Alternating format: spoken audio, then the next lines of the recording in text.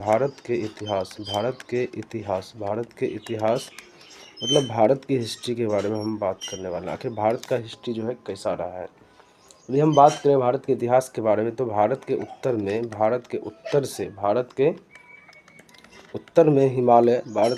में हिमालय से लेकर दक्षिण में महासागर तक, समुद्र तक फैला भाग जो है इसे भारतवर्ष के नाम से जाना जाता है। उत्तर में हिमालय से लेकर दक्षिण में समुद्र तक फैला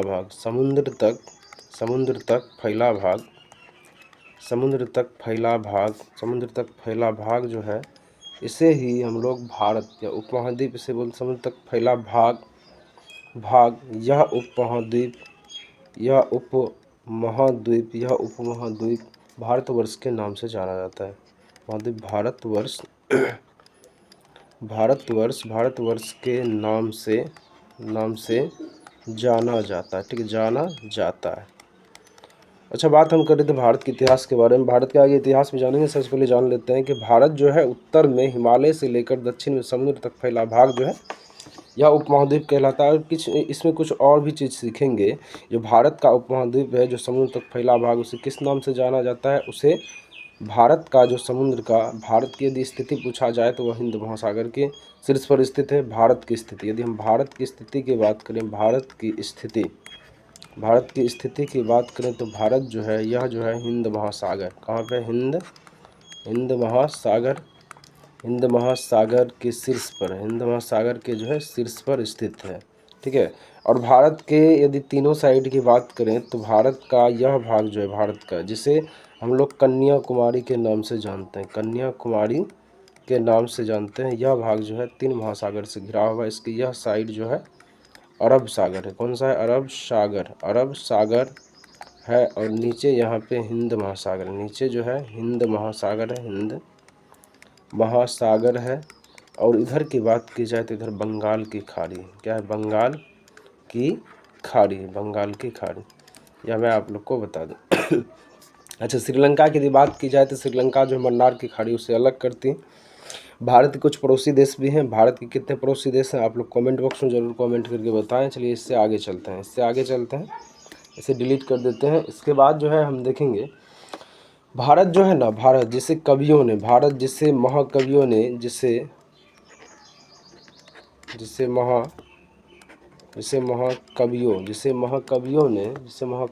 तथा पुराणों में भारतवर्ष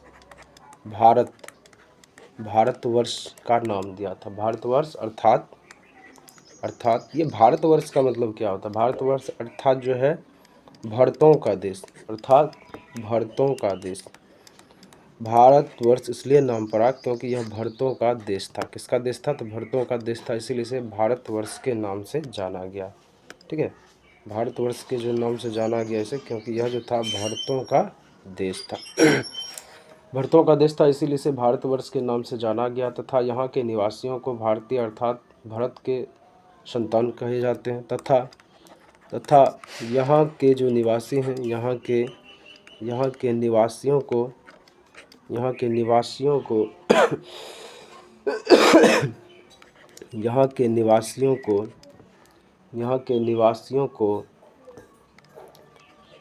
भारती अर्थात भारत जो है भारत की संतान कही जाती है। ठीक है, ये चीज़ कही जाती है। ठीक है, क्लियर है आप लोग को? था यहाँ के निवासी को भारतीय अर्थात भारत की संतान कही जाती है। भारत एक प्राचीन कबीले का नाम था। यदि हम बात करें भारत की तो भारत जो था, भारत एक प्राचीन कबीला था। भारत क्या था? एक प्राचीन कबीले का नाम था। भारत जो था एक प्राचीन कबीले का नाम था। भारत क्या था? एक प्राचीन कबीले का नाम था। ये चीज़ भी आप लोग को क्लियर हो गया होगा। ठीक है, भारत क्या था? एक प्राचीन कबीले का नाम था। और प्राचीन भारत अपने देश को जम्बू द्वीप अर्थात जम्बू वृक्षों के द्वीप कहते थे। यदि हम प्राचीन भारत की बात करें तो प्राचीन भारत में भारत को किस नाम से जाना जाता था? प्राचीन समय की बात करें तो प्राचीन समय में भारत को किस नाम से जाना जाता था? किस नाम से जाना जाता था? प्राचीन समय में भारत को किस नाम से जाना जाता था? इसका यदि बात करें तो प्राचीन समय में भारत को जम्बू द्वीप के नाम से जाना जाता था। बात करते हैं भारत को जम्बू द्वीप के नाम से क्यों जाना जाता था। इसके पीछे कुछ साइंटिफिक रीज़न है, उसके ऊपर चर्चा करेंगे। भारत को जम्बू द्वीप के नाम से इसलिए जाना जाता था क्योंकि भारत का जो महाद्वीप था उस पर सिर्फ जामुन का ही पेड़ था, और जम्बू का जो मतलब होता है, जम्बू का मतलब होता है जामुन। क्या होता है? जामुन होता है, और जामुन के वृक्ष, जम्बू का मतलब जामुन के वृक्ष, इसीलिए भारत को जम्बू द्वीप के नाम से जाना जाता था। ठीक है, वृक्षों का द्वीप था, यह जामुन के वृक्षों का द्वीप था, इसीलिए इसे जम्बू द्वीप कहते थे। यह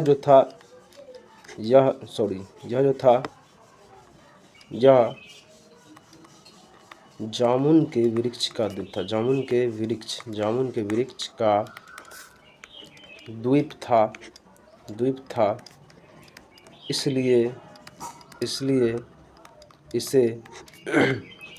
इसे जम्बू द्वीप के नाम से जाना जाता था। जम्बू द्वीप के नाम से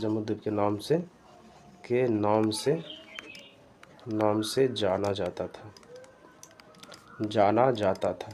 ठीक है, क्लियर? आप लोग के समझ में आ गया होगा भारत को जम्बू द्वीप आखिर क्यों कहा गया, और भारत का कौन सा भाग जो है जिसे भारतवर्ष कहा जाता है। भारत का हिमालय से लेके दक्षिण में समुद्र तक का जो भाग है जो भारतवर्ष के नाम से जाना जाता है। इसे कवियों ने भी महापुराण में भारतवर्ष का ही नाम दिया है।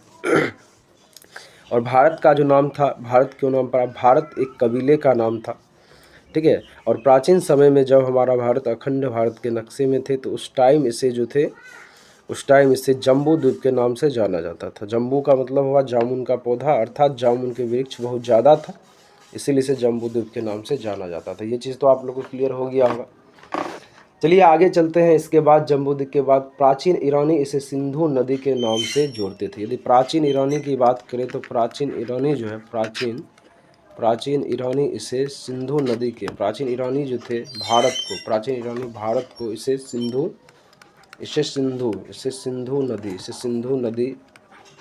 नदी के नाम से जोड़ते थे। प्राचीन ईरानी इसे सिंधु नदी के नाम से जोड़ते थे। ठीक है, ये चीज़ तो आप लोग को क्लियर हो गया। जोड़ते थे, जिसे वे सिंधु न कहकर हिंद कहते थे। इसे ईरानी सिंधु न कहकर हिंदू कहते, सिंधु न कहकर हिंदू कहते थे। क्या कहते? हिंदू कहते थे। ठीक है, हिंदू कहते थे, मतलब सिंधु नदी के नाम पे इसका नाम रखा गया था, हिंदू। ईरानी इसे हिंदू के नाम से पुकारते थे। यही नाम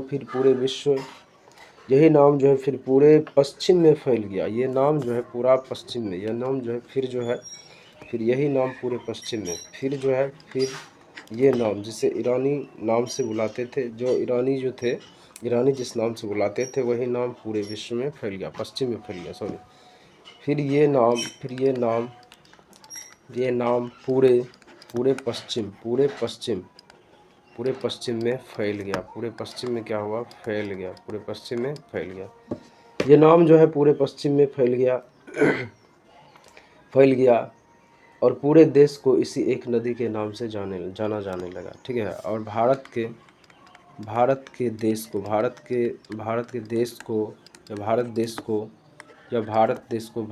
को इसी नाम से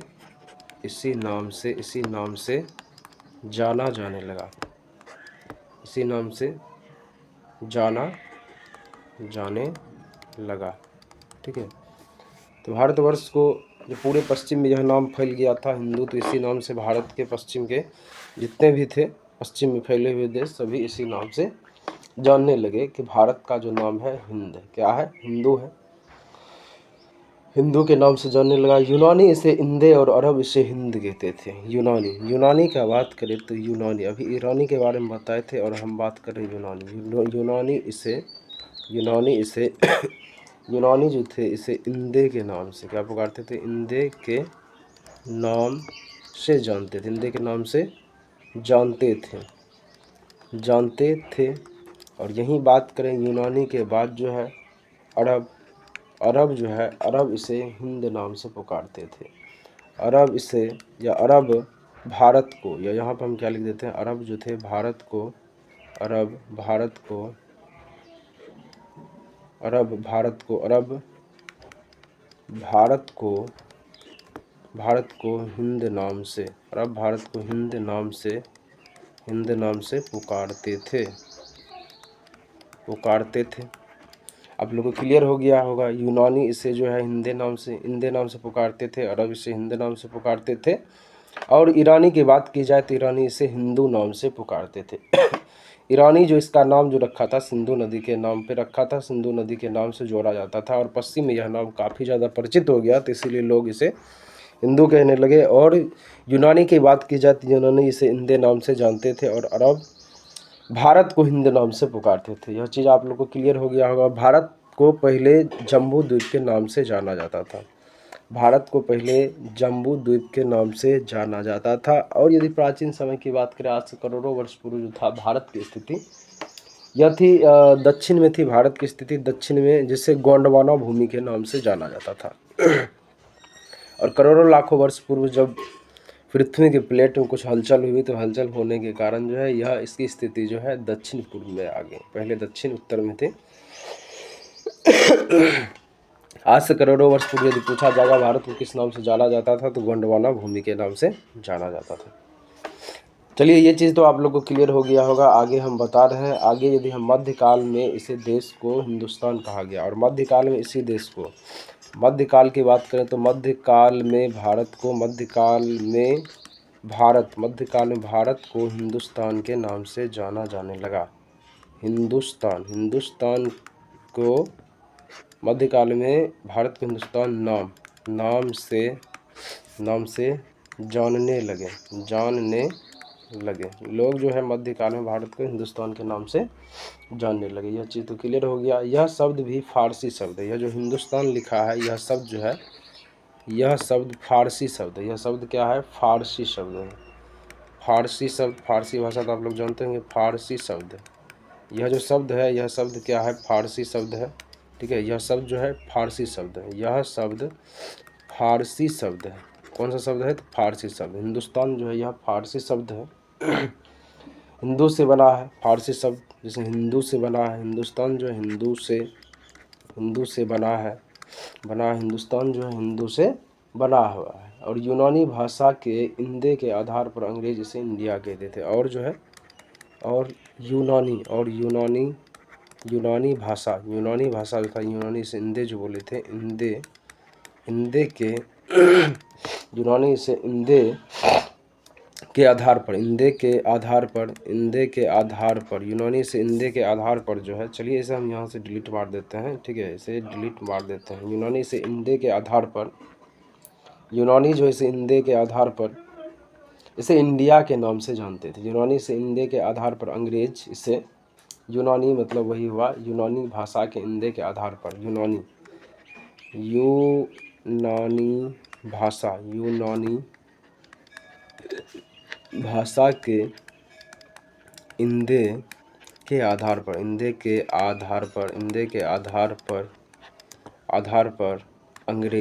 के आधार पर अंग्रेज इसे इंडिया के नाम से जानते थे। अंग्रेज इसे इंडिया के नाम से जानते थे। ठीक है, अंग्रेज इसे इंडिया के नाम से जानते थे, सॉरी जानते थे है नहीं, जानते थे। ये भी चीज़ आप लोगों को क्लियर हो गया होगा। अंग्रेज इसे किस नाम से जानते थे, अंग्रेज इसे इंडिया के नाम से जानते थे, क्योंकि यूनानी भाषा इंदे जो था, इंदे के आधार पे ही अंग्रेज इसे इंडिया का नाम दे दिया था। और विंध्य की पर्वत श्रृंखला देश की उत्तरी और दक्षिण दो भागों में बांटती है। देश को दो भागों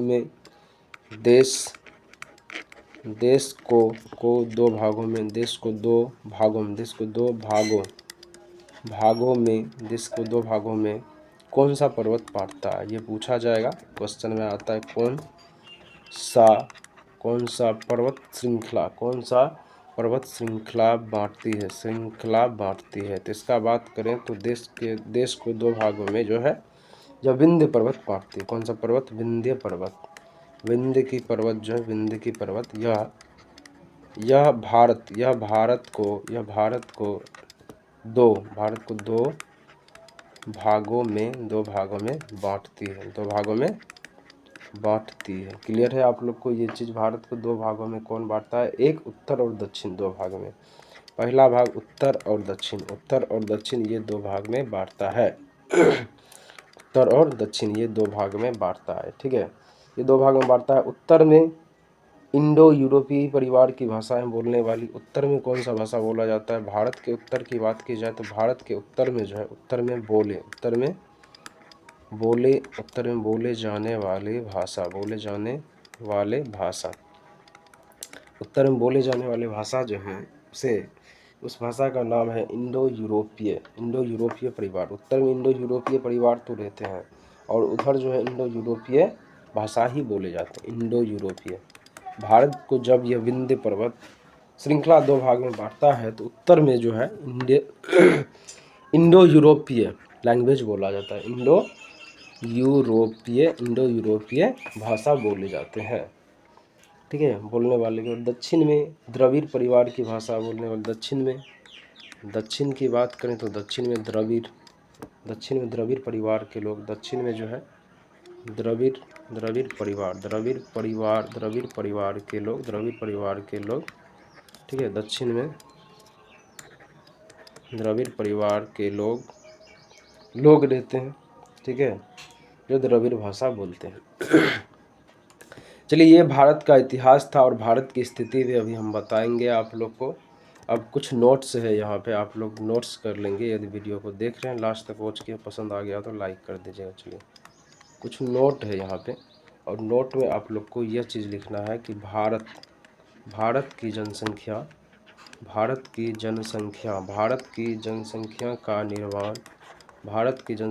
का निर्माण जिन प्रमुख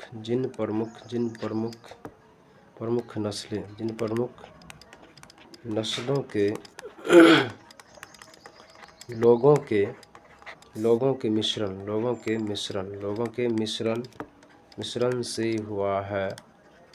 मिश्रण से हुआ है।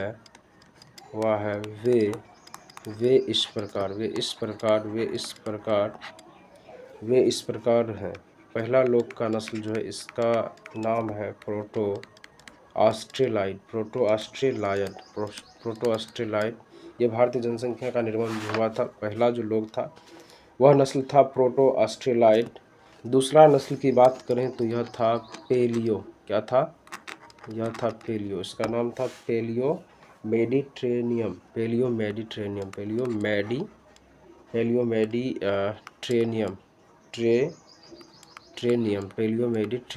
ठीक है, ये दूसरा नस्ल था। तीसरा नस्ल की बात करें तो काकेसायड, ये तीसरा नस्ल था। और चौथा नस्ल जो था इसका नाम था निग्रोयड। और पांचवा का बात करें इसका नाम था मंगोलायड। भारत की जो जनसंख्या का निर्माण हुआ यह 5-6 नस्ल से हुआ है। पहला नस्ल था प्रोटो ऑस्ट्रेलायड और उसके बाद है पैलियो मेडिट्रेनियम, उसके बाद काकेसायड है और नेग्रोयड है और मंगलोलायड है। ठीक है, ये 6 नस्ल से मिलकर भारत की जनसंख्या का निर्माण हुआ है। अच्छा, इसके बाद आ जाते हैं भारत इतिहास को अध्ययन की सुविधा के लिए 3 भागों में। भारत का जो इतिहास है, भारत के इतिहास को अध्ययन के लिए 3 भागों में बांटा गया है। भारत के इतिहास को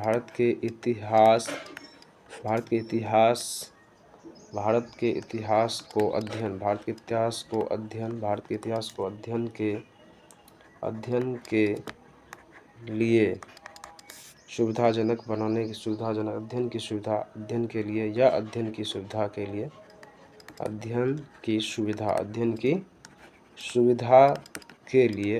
सुविधा के लिए इसे 3 भागों में बांटा गया। इसे तीन भागों में बांटा गया, तीन भागों में बांटा गया है। चलिए पहला भाग देखते हैं। तो पहला भाग क्या है भारत का? प्राचीन भारत। पहला क्या है? प्राचीन भारत। पहला की यदि हम बात करें तो यह है प्राचीन भारत। क्या है? प्राचीन भारत। दूसरा नंबर का बात करें तो दूसरा नंबर जो है मध्यकालीन। क्या है? मध्यकालीन भारत, मध्यकालीन भारत। और तीसरा बात करें तो आधुनिक भारत होगा। क्या होगा? आधुनिक भारत। आधुनिक भारत, जिस भारत में अभी हम लोग जी रहे हैं। ठीक है। चलिए इसके बाद सबसे पहले इतिहास को तीन भागों में बांटने का श्रेय जर्मन इतिहासकार क्रिस्टोफ सेलियर्स। भारत को जो तीन भागों में बांटा था, किसने बांटा था? उस साइंटिस्ट का नाम क्या था? उस साइंटिस्ट का जो नाम था उसका नाम था क्रिस्टोसेलियस। क्या था? क्रिस्टोसेलियस। क्रिस्टोफ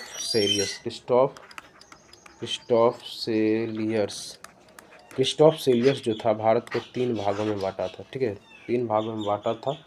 1638 से 1707 इसका जन्म हुआ था 1638 में, और 1707 में इसकी मृत्यु हुई थी। पूछा जाएगा भारत को तीन भागों में किस वैज्ञानिक ने बांटा था, किस इतिहासकार ने बांटा था? उसका नाम था क्रिस्टोफ सेलियर्स है। ठीक है। उसके बाद इसका जन्म कब हुआ था? इसका जन्म हुआ था 1638 ईस्वी में, और इसकी मृत्यु 1707 ईस्वी में। चलिए हम आप लोग को बताए थे कि भारत की थोड़ी सी स्थिति के बारे में बात करेंगे। देखिए भारत की स्थिति के बारे में बात करेंगे तो यदि हम यहाँ पे भारत का मैप बना लेते हैं। ठीक है। अब जैसा भी बने भारत का मैप आता तो है नहीं मेरे भाई।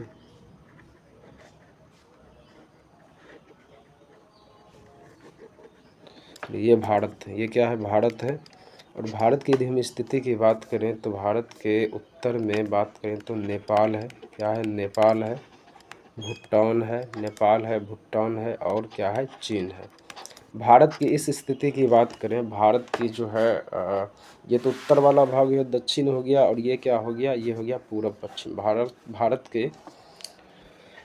भारत के यदि हम पूरब की बात करें तो भारत के पूरब में जो है, पूरब में है बांग्लादेश। क्या है? बांग्लादेश है।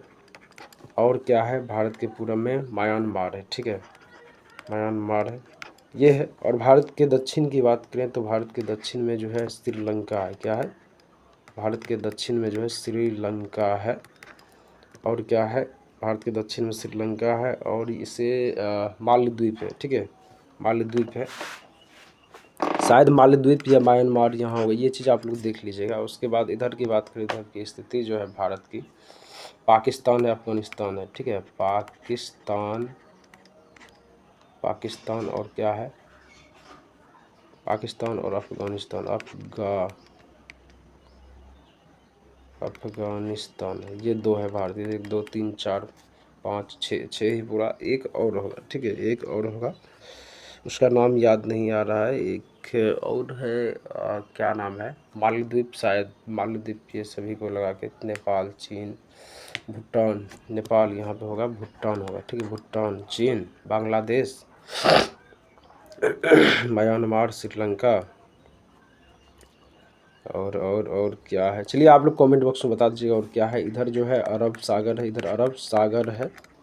ठीक है, यहाँ हिंद महासागर है, और यहाँ पे बंगाल की खाड़ी है, बंगाल की खाड़ी है। ठीक है।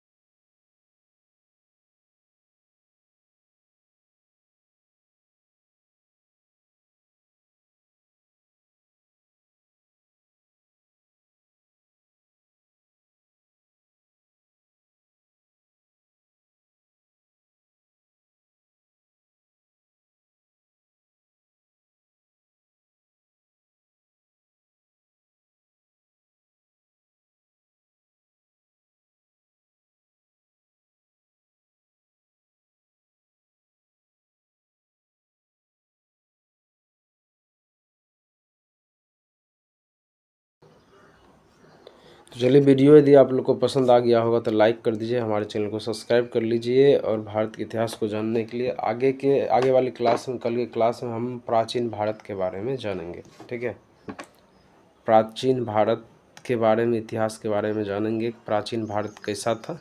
Thank you so much. Video को